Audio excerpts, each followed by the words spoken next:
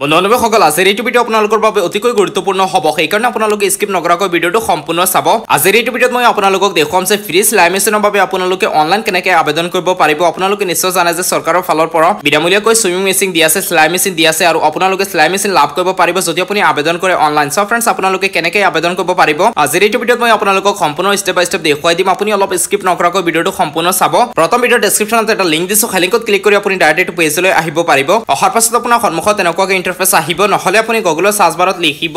amdb.assam.gov.in এখানে লিখি আপুনি সাৰ্চ কৰি এটো পেজলৈ আহিব পাৰিব তাৰ পাছত আপুনি স্ক্ৰল ডাউন কৰি তলপিনে আহিব তলপিনে অহাৰ পাছত আপুনি ইয়াত এটা অপচন পাব ইয়াত দিছে এপ্লিকেশন ফৰ দা UPSC দিছে ইয়াত আপুনি ক্লিক কৰিব ইয়াত ক্লিক কৰাৰ পাছত আপুনি ওয়েট কৰিব তাৰ পাছত আপোনাৰ সন্মুখত এনেকুৱাকৈ ইন্টাৰফেস আহিব এতিয়া আপুনি প্ৰথম চাব পাৰিব ইয়াত এটা অপচন দিছে এপ্লাই হেয়াৰ আপুনি ইয়াত ক্লিক কৰিব ইয়াত ক্লিক কৰাৰ পাছত আপুনি ওয়েট কৰিব তাৰ পাছত আপোনাৰ সন্মুখত এনেকুৱাকৈ ইন্টাৰফেস আহিব আপুনি তলপিনে আহিব যদি আপুনি SSC গ্ৰুপৰ হয় আত্মসহায়ক গোটৰ মহিলা হয় তেন্তে আপুনি প্ৰথম অপচনত ক্লিক কৰিব আৰু যদি আপুনি বেলেগ হয় যদি আপুনি এজন পুৰুষ হয় আৰু যদি আপুনি আত্মসহায়ক গোটৰ গ্ৰুপৰ নহয় তেন্তে আপুনি ইয়াত চাব পাৰিব ক্যান্ডিডেট ফৰ্ম ফিল আপ দি আছে ইয়াত আপুনি ক্লিক কৰিব ইয়াত ক্লিক কৰাৰ পাছত আপুনি ওয়েট কৰিব তাৰ পাছত আপোনাৰ সন্মুখত এনেকুৱাকৈ ইন্টাৰফেস আহিব ইয়াত প্ৰথম দি আছে সিলেক্ট কোৰ্স আপুনি ইয়াত ক্লিক কৰিব ইয়াত ক্লিক কৰাৰ পাছত আপুনি চাব পাৰিব ইয়াত দ্বিতীয় নম্বৰ অপচন যেটো দি আছে ডিস্ট্ৰিবিউশন অফ সুইমিং মেচিন দি আছে এই অপচনটো আপুনি সিলেক্ট কৰিব তাৰ পাছত আপুনি তলপিনে আহিব অহাৰ পাছত আপুনি চাব পাৰিব এখন ফৰ্ম আহিছে আৰু এই ফৰ্মখন আপোনালোকে কমপ্লিট ফিল আপ কৰি সাবমিট কৰিব লাগিব প্ৰথম আপুনি চাব পাৰিব ইয়াত আছে ক্যান্ডিডেট নেম ইয়াত আপোনাৰ নাম লিখিব পাছত দি আছে ফাদাৰ গাৰ্জেন নেম দি আছে ইয়াত আপোনাৰ দেউতাৰ নাম লিখিব আৰু মহিলা এপ্লাই কৰিলে হাজবেণ্ডৰ নাম ইয়াত লিখিব পাছত দি আছে mobile number SMS will be send দি আছে ইয়াত আপুনি আপোনাৰ মোবাইল নম্বৰটো লিখিব ইয়াৰ পাছত দি আছে সিলেক্ট সেক্স আপুনি ইয়াত ক্লিক কৰিব ইয়াত ক্লিক কৰাৰ পাছত আপুনি পুৰুষ হলে প্ৰথম অপচন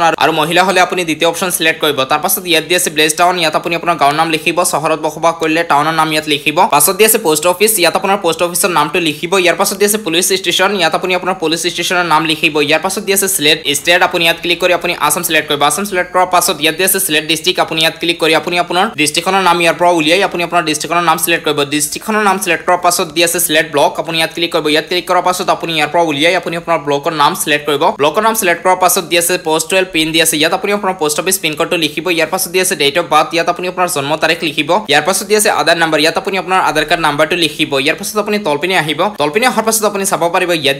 দি আছে কোৱালিফিকেশন ইনফৰমেশন দি আছে প্ৰথম দি আছে সিলেক্ট এডুকেশন কোৱালিফিকেশন দি আছে আপুনি ইয়াত ক্লিক কৰিব ইয়াত ক্লিক কৰাৰ পাছত আপোনাৰ কোৱালিফিকেশন কিমান আপুনি কিমানলৈকে পঢ়িছে ইয়াৰ পৰা আপুনি সিলেক্ট কৰিব তাৰ পাছত আপুনি চাব পাৰিব ইয়াত দি আছে আদাৰ কোৱালিফিকেশন যদি আপুনি বেলেগ কিবা পঢ়ি আছে তেন্তে আপুনি ইয়াত লিখিব পাৰে আৰু যদি এৰি দিয়ে তেন্তে একোনা ইয়াত অপচনেল আছে তাৰ পাছত আপুনি তলপিনে আহিব অহাৰ পাছত ইয়াত দি আছে আদাৰ ইনফৰমেশন তাৰ পাছত দি আছে সিলেক্ট কাষ্ট আপুনি ইয়াত ক্লিক কৰিব ইয়াত ক্লিক কৰাৰ পাছত আপোনাৰ যোনটো কাষ্ট হয় সেইটো ইয়াৰ পৰা আপুনি সিলেক্ট কৰিব যেনে মোৰ জেনাৰেল মই জেনাৰেল কৰিছো আপুনি আপোনাৰ বেলেগ কৰিব পাৰে তাৰ পাছত দি আছে সিলেক্ট কমিউনিটি আপুনি ইয়াত সিলেক্ট কমিউনিটিত ক্লিক কৰিব ইয়াত ক্লিক কৰাৰ পাছত আপোনাৰ ধৰ্ম কোনটো হয় সেইটো ইয়াৰ পৰা সিলেক্ট কৰিব তাৰ পাছত ইয়াত ৰিলিজনটো আপুনি এৰিব পাৰে তাৰ পাছত দি আছে সিলেক্ট প্ৰিভিয়াছ ট্ৰেইনিং দি আছে আপুনি ইয়াত ক্লিক কৰিব ইয়াত ক্লিক কৰাৰ পাছত যদি আপুনি কাৰোবাৰ পৰা ট্ৰেইনিং লৈছে তেন্তে আপুনি ইয়েস কৰিব আৰু যদি লোৱা নাই তেন্তে আপুনি ন কৰিব তাৰ পাছত ইয়াত দি আছে ডেসক্ৰিপচন অফ ট্ৰেইনিং ৰিসিভড এপ্লিকেবল দি আছে যদি আপুনি কাৰোবাৰ পৰা ট্ৰেইনিং লৈছে তেন্তে আপুনি সেইজন ব্যক্তিৰ বিষয়ে আপুনি ইয়াত লিখিব পাৰে আৰু যদি নিজে শিকিছে তেন্তে আপুনি নট ৰাখিব আৰু ইয়াত এইটো বক্সটো এৰিব পাৰে তাৰ পাছত দি আছে এজ অন 1 জানুৱাৰী 2024 দি আছে ইয়াত আপোনাৰ 2024 লৈকে আপোনাৰ বয়স কিমান হৈছে ইয়াত আপুনি লিখিব ইয়াৰ পাছত আপুনি তলপিনে আহিব তলপিনে অহাৰ পাছত আপুনি চাব পাৰিব ইয়াত কোৱা হৈছে ফ্যামিলি এনুৱেল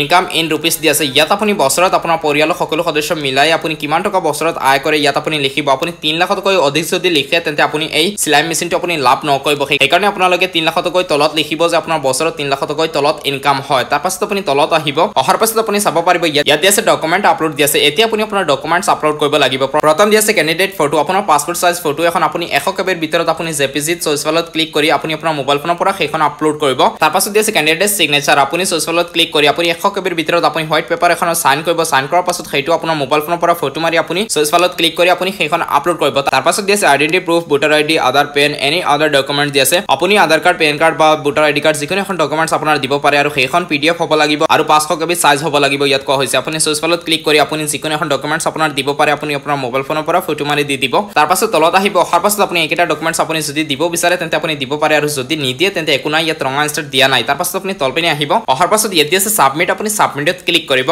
সাবমিটত ক্লিক কৰাৰ পাছত আপোনাৰ মোবাইল ফোনত এটা OTP আহিব ইয়াত আপুনি চাব পাৰিব তাৰ পাছত আপোনাৰ সন্মুখত এনেকুৱাকৈ ইন্টাৰফেস আহিব আপুনি স্ক্ৰল ডাউন কৰি তলপিনে আহিব তলপিনে অহাৰ পাছত আপুনি চাব পাৰিব ইয়াত আছে মোবাইল নম্বৰ ভেৰিফিকেশন দি আছে আৰু ইয়াত আছে OTP এতিয়া আপোনাৰ মোবাইল ফোনত যেটো OTP আহিছিল সেই OTPটো আপুনি ইয়াত এন্টাৰ কৰিব তাৰ পাছত ইয়াত আছে ভেৰিফাই আপুনি ভেৰিফাইত ক্লিক কৰিব ভেৰিফাইত ক্লিক কৰাৰ পাছত আপুনি ওয়েট কৰিব অলপ লোডিং হ'ব তাৰ পাছত আপোনাৰ OTPটো ভেৰিফাই হৈ যাব তাৰ পাছত আপুনি ওকে ক্লিক কৰিব আৰু আপোনাৰ মোবাইল ফোনত এটা ৰেফাৰেন্স নাম্বাৰ দিয়া হ'ব এটা এপ্লিকেশন নাম্বাৰ দিয়া হ'ব ইয়াত আপোনালোকে নিশ্চয় দেখিবলৈ পাইছে তাৰ পাছত আপোনাৰ ফৰ্মখন ফাইনালি সাবমিট হৈ যাব আৰু লগতে আপোনাক এখন ৰিসিপ্ট দিয়া হ'ব ইয়াত আপোনালোকে নিশ্চয় দেখিবলৈ পাইছে এই ৰিসিপ্টখন আপুনি প্ৰিন্ট আউট কৰি নহলে আপুনি আপোনাৰ মোবাইল ফোনত সেভ কৰি এখন আপুনি ৰাখিব ইয়াত আপুনি চাব পাৰিব এখন ৰিচিভ আহিছে ইয়াত আপোনাৰ ফটো আহিব ইয়াত আপোনাৰ কমপ্লিট ডিটেইলছ আহিব লগতে ইয়াত আপোনাক এটা এপ্লিকেশ্যন নাম্বাৰ দিয়া হ'ব এই এপ্লিকেশ্যন নাম্বাৰৰ জৰিয়তে আপুনি আপোনাৰ ফৰ্মখনৰ ষ্টেটাছ আপুনি চেক কৰিব পাৰিব যে অফিচত আপলোড হ'ল নে ৰিজেক্ট হ'ল সো ফ্ৰেণ্ডছ আজিৰ এই ভিডিঅ'তে এইখিনি আছিল আপোনালোকে এনেকৈ সুইমিং মেচিনৰ বাবে আবেদন কৰিব পাৰিব চিলাই মেচিনৰ বাবে আপোনালোকে এনেকৈ আবেদন কৰিব পাৰিব যদি কিবা অসুবিধা হয় কিবা প্ৰশ্ন থাকে তেন্তে আপোনালোকে নিশ্চয় মোক কমেণ্টত জনাব সো ফ্ৰেণ্ডছ আজিৰ এই ভিডিঅ'ত এইখিনি আছিল আশা কৰিছো আপোনালোকে নিশ্চয় বুজি পাইছে যদি ভিডিঅ'টো ভাল লাগে তেনেহ'লে চেনেলটো সাবস্ক্ৰাইব কৰিব আৰু বন্ধু বান্ধৱীৰ লগত ভিডিঅ'টো শ্বেয়াৰ কৰিব